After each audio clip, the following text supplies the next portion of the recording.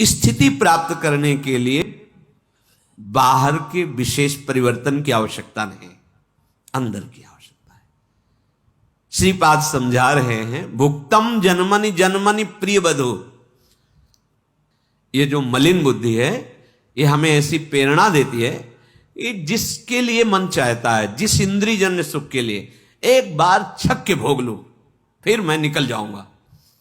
एक बार नहीं, करे भुक्तम जन्मनि जन्मनि।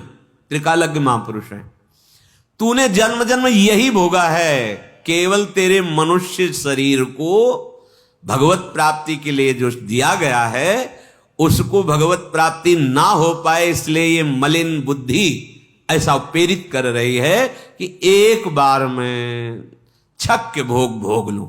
ये अंदर की बात होती है। बार बार कहता है ये खा लो, ये देख लो, एक बार तो, और एक बार जो उतरा अनेक बार उतर चुका है, तो अभी तक परमार्थ में नहीं चढ़ पाया। अब परमार्थ में चढ़ने का जब सौभाग्य मिला, संयोग बना, मनुष्य शरीर, श्रीधाम वृंदावन आना, संत महापुरुषों के वचनों को सुनना, रज सेवन करना, तो यह बुद्धि ऐसी प्रेरणा देती है। आप लोग हृदय में देखिएगा, सबके मन, बुद्धि, चित्त, अहंकार, इंद्रियां हैं, आप देखिएगा, बुद्धि ऐसी कहती है कि एक बार भोगने को मिल जाए तो मैं अपने मन को समझा दूंगी। बुद्धि ऐसा, ये धोखा है। ऊपर से पपड़ी जमी हुई है, ऐसा लगता बहुत मजबूत जगह है, अभी निकल जाऊंगा, बस भोगूं और निकल जाऊंगा। पर पता है केवल पपड़ी ऊपर है, नीचे दलदल भरा हुआ है। जे ही पैर रखे फंस गए। निकलने का शब्द तो गया, अब निकाला जाए तभी निकल सकते हो। तो निकला हुआ कोई महापुरुष तुम्हें निकाल सकता है। तुम गणित चाहे जितने चाहे शिव बिरंचि सम होई, गुरु बिनु भवनिधि तरै न कोई। इसीलिए लिखा हुआ है कि इस प्रपंच रूपी दलदल में एक बार फंसा, अब निकला हुआ कोई निकाल सकता है। उसमें पूरा का पूरा प्रयास आपका होगा, वो आपको सहारा देगा, वचन का सहारा देगा, अपने शब्दों का बल देगा। निकलो, निकलना आपको ही पड़ेगा। निकलो, एक साथ उसकी हां में हां मिलाओ और एक झटके में बाहर निकल जाओ। बहुत बार भोग चुके हैं, इस मन की इस चाल में ना फंसा जाए। इसके जैसा दुश्मन कोई नहीं है और इसके जैसा मित्र भी कोई नहीं है। मन जो विषय भोगों की सुख बुद्धि में मगन है, हृदय, अंतःकरण, ये शत्रु है, बहुत बड़ा शत्रु है। और जो निर्विषय होकर प्रभु की तरफ, ये बहुत बड़ा मित्र है। अर्थात ना जीता हुआ मन ही हमारा सबसे बड़ा दुश्मन है और जीता हुआ मन ये हमारा मित्र है। जीत लिया, मन को जीत लिया। थोड़ा कठिन लगता है, पूर्वाभ्यास विषय भोगने का है, इसलिए कठिन लगता है कि अब हम जी नहीं पाएंगे। ऐसा लगता है हम नहीं रह पाएंगे, हम नहीं चल पाएंगे। नहीं नहीं, ये बुद्धि की कमजोरी है। तुम प्रभु के स्वरूप हो, अंश हो। हिम्मत कीजिए, आप इस पर विजय प्राप्त कर लेंगे। ये केवल डरा रहा है आपको, ऐसा महसूस करा रहा है मैं इस भोग के बिना, इस व्यक्ति के संयोग के बिना, इस व्यसन के बिना, इसके बिना हम नहीं रह सकते। ये आपकी भूल है, भूल। आप असंग हो, आपको किसी की जरूरत नहीं। आप थोड़ा तो समझिए, आप जिस समय अपने स्वरूप में आ जाएंगे तो कुछ है ही नहीं जो आपको परास्त कर सके। त्रिभुवन में कोई नहीं आपको परास्त कर सके, ऐसा ना कोई है ना कोई होगा। आप स्वयं परास्त हो रहे हैं अपने को भूल कर। सच्ची बात मान लीजिए, भूल कर परास्त हो रहे हैं। आप भ्रमित हो गए हैं, आप भूल गए हैं। उसी भूल को सुधारने के लिए प्रभु ने मानव जन्म देकर सत्संग दिया है। अगर आप सत्संग की बात को पकड़े तो मंगल हो जाएगा। श्रीपाद कह रहे, भुक्तम जन्मनि जन्मनि प्रिय वधु। सुंदर परस्पर शरीर देखकर एक आकर्षण होता है, स्त्री पुरुष आदि का या आदि आदि। उस आकर्षण को मिटाना ही तो बंधन मुक्त होना है। बस केवल आकर्षण है, कुछ नहीं। अच्छा, आपके शरीर में क्या है? 9 द्वार हैं इस देही में। अगर अभी खखार के थूका जाए तो देखने लायक, छिड़का जाए, सो के उठते हो आंखों में कीचड़, कान की सफाई करवाओ, गंदगी, और नीचे तो गंदगी के ही द्वार है। कौन सा भैया सुख है? विचार करके देखो कैसा हम फंस रहे हैं, कैसी हम मलिनता में फंस रहे। विचार करके देखो, शौच का द्वार, लघुशंका का द्वार, सच्चिदानंद के अंश होकर सच्चिदानंद सुख की चाह वाले कहां पूर्ति करना चाहते हैं? देह के आकर्षण में। तो कह रहे भुक्तम जन्मनि जन्मनि। कैसी स्पष्ट, कैसी माया हमारी बुद्धि को मलिन किए हुए है, समझ में नहीं आ रहा। ध्यान देकर देखो, आप जिन अंगों का स्पर्श करके कई बार रज आदि से हस्त प्रक्षालन करते हैं, उन अंगों में तुम्हें महासुख दिखाई दे रहा है। शरीर के किसी भी अंग में सुख है, प्राकृतिक माया रचित इस शरीर में सुख है। अरे मायातीत, तू माया को भोगने की चेष्टा में ही दुखी है। दुख योनयः, ये है दुख प्रकट करने वाले, केवल भ्रम। हमें लगता है इसमें सुख है और उसको लगता है उसमें सुख है किसमें सुख? आज तक कोई नहीं पकड़ पाया किसमें सुख है।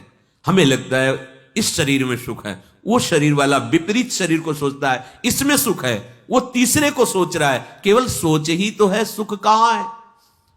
जिसको हम प्राप्त करके सुखी होना चाहते हैं तो वो तो बड़ा सुखमय होना चाहिए, लेकिन वो किसी और को प्राप्त करना चाहता है। ये भ्रम तुम समझ नहीं पा रहे, ये चालबाजी नहीं समझ पा रहे माया की। समझो, धर्मयुक्त भगवत सेवा के लिए, सृष्टि संपादन के लिए संतानोत्पत्ति करना, ये हमारी ऋषि परंपरा से चला आया है। ये एक तरह से भगवान की सेवा हो जाएगी।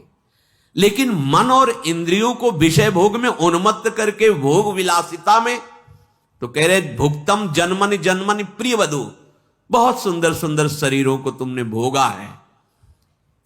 सचंदनाद्यम, बड़े बड़े सुगंधित द्रव्य, बड़े बड़े भोग भोगे हैं। लेकिन अहंकारस्तु न शांतम, मैं भोगता हूं।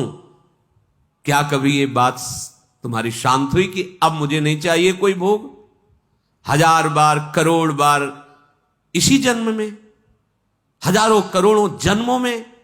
आप थोड़ा विचार कीजिए कि कुछ होता तो आपके हाथ लगता ना।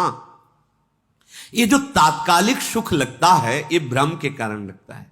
एक उदाहरण में संत भगवान बता रहे थे, जैसे कुत्ते ने सूखी हड्डी किसी जानवर की देखी, वो उठा के एकांत की तरफ भागा कि कहीं दूसरा कोई श्वान कुत्ता इसे छीन न ले।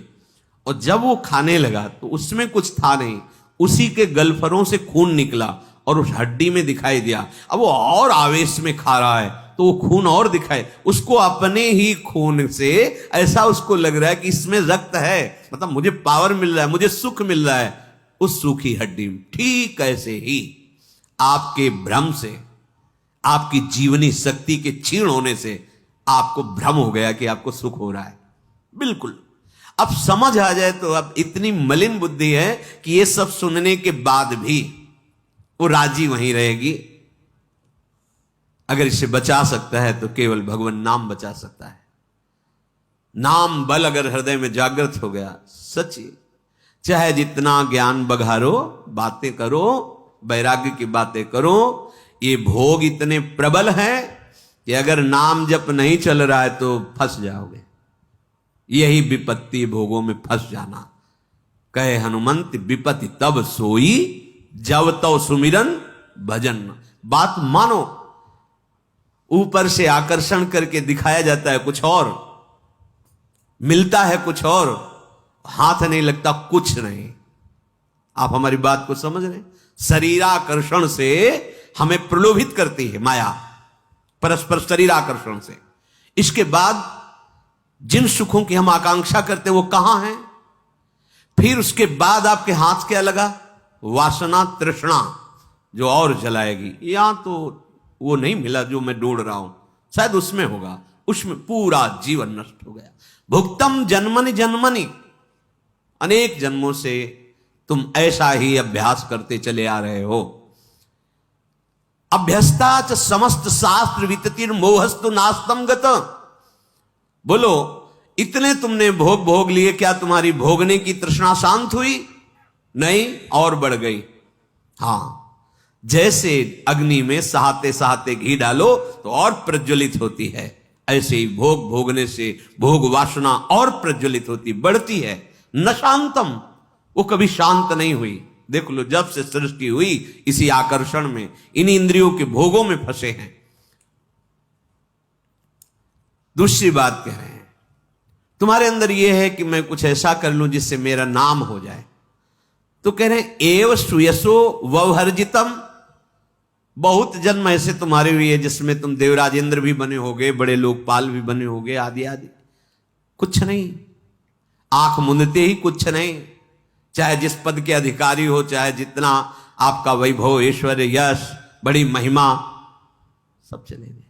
दुर्दांत अधर्मी, वो भी गए। बहुत संयमी यशस्वी, वो भी गए। नहीं रहना है यहां, जाना है सबको। हम तुम सबको जाना है, जाने की तैयारी कर लो। जो पहले से तैयार न थे, पछता पछता कर चले गए। जाना है, काहे को इस चक्कर में आखिरी फसाव में फंस रहे हो? मेरा नाम हो जाए, ईंट पत्थर में नाम लिखाने से तुम्हारा नाम नहीं होगा। अरे बोले संसार तुम्हारा नाम लेगा, अरे भगवान का नाम नहीं लेता, तुम्हारा काहे को लेगा? तुम कितने वैभव हो, कितने बलवान हो, कितने ज्ञानी हो, कितने शास्त्रज्ञ हो, भगवान स्वयं अवतरित हुए। समझा समझा के संत महात्मा भक्तजन नाम जप करो, उनका नाम नहीं जप करो। तुम्हारा नाम पंखा में लिखवाने से हो जाएगा क्या? थोड़ा सा पत्थर में लिखो, बड़ा गर्व है। कोई एक कमरा अगर किसी संत को बना के देंगे तो पूरा उसमें फोन नंबर से लेके एरिया तक का पूरा जिला और पूरा सब उसमें। अरे भाई, काहे को अहंकार में फंस रहे हो? कृतार्थ हो जाओगे तुम। केवल एक बात मान लो, मन को ये समझा लो कि जिन भोगों के लिए तो बार बार मुझे प्रेरणा कर रहा, मैं भोग चुका हूं, नहीं है इसमें कुछ नहीं है। कैसे अब वो शब्द नहीं, कैसे समझाएं? ये भ्रम कितना, घृणा नहीं होती तुम्हें? तुम्हारे अंदर ऐसा नहीं होता कि ये दिव्य श्वासें हमारी कहां नष्ट हो रही, किस लिए आया हो, कितने दिन ये टिकेगा, फिर वही वासना, फिर वही, कब तक चलेगा? कोई ऐसा टिकाऊ है यहां? कुछ क्या टिकाऊ है? आज हम तुमसे कहते हैं कि हम तुम्हें बहुत प्यार करते, तुम्हारे बिना जी नहीं सकते। 4 दिन बाद वही मन उसे कटने लगता है, किसी तीसरे की तरफ देख। धिक्कार है ऐसी वृत्ति को।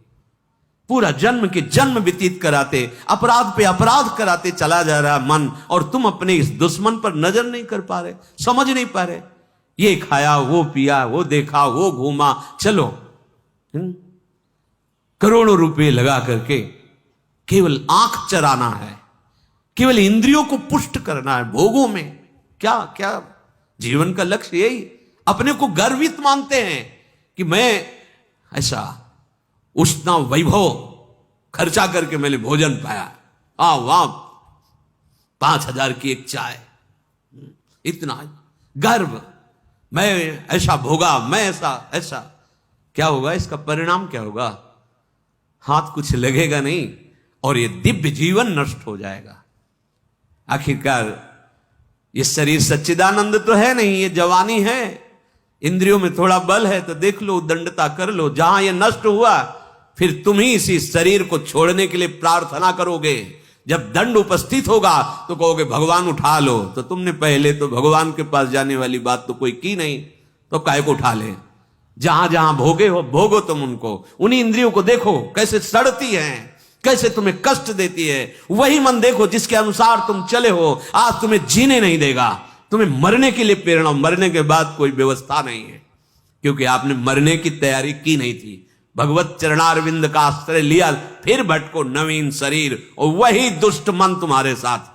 जहां जाओगे आपके पिंड नहीं छोड़ने वाला है मन, जब तक इसे भगवान के हवाले नहीं कर दोगे। सावई मनहा कृष्ण पदार्थ, इसमें निष्ठा काम करेगी। अंगद की तरह पैर जमा दो, भगवान के प्रताप का स्मरण करके एक काम, क्रोध लोभ मोह मद मत्सर अब उठा दे मुझे, भला परमार्थ से तो देखूं। भगवान को साक्षी करके और चल दो इस मार्ग, कोई नहीं उठा पाएगा। भगवान का बल लेकर आप कोई परास्त नहीं कर सकता। ये बड़ी महामहिम बात है। अगर बल स्मरण करो मेरे बल से वृंदावन रानी, कौन परास्त कर सकता है?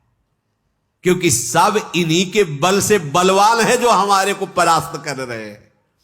सब कर परम प्रकाशक जोई, इन्हीं से परम प्रकाश प्राप्त हो रहा है।